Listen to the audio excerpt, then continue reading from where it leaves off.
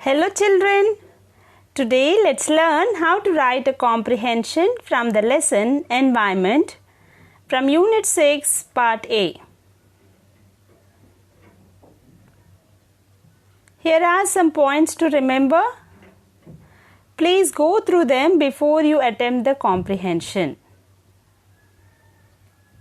On to the passage here. The interviewer from NHK Radio asked Wangari Maathai how the environment was when she was a child. Wangari Maathai says that the environment was very green and pristine, and when the Britishers came, they cut down all the indigenous forest. Indigenous forest means the natural forest or the native forest, the local forest, whatever trees grew there naturally, all those trees they cut down.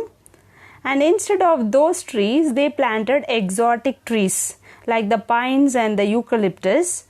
And these trees, they sucked all the underground water, and their roots were not such that they would absorb the rainwater and percolate it and store it as a water reservoir for the underground water. These trees, of course, were very good, very tall, and they grew very fast. But the local flora and fauna, the animals and birds, flora means the plants. Fauna means the animals. The local plants and animals were destroyed or disappeared because of the exotic trees. And as the exotic trees grew and they did not store the water, there was a water scarcity. The rainfall patterns changed and the underground water level went low.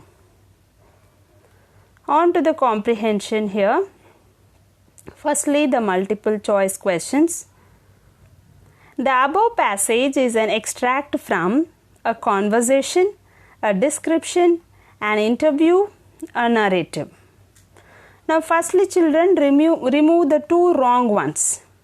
So, the wrong ones here are description and narrative. Now, there might be an ambiguity between conversation and interview. Both lie in the same pattern. Interview is also like the conversation. So we all know that is an interview because in the textbook we see that the introduction of Wangari Maathai is given and the pattern for the interview is given, and again there is a interviewer from NHK Radio. Hence the right answer is an interview. Second question. When Wangari Maathai was a child, the environment was green and confused, green and pristine, barren and dry, beautiful and polluted. Yeah. So the right answer is green and pristine.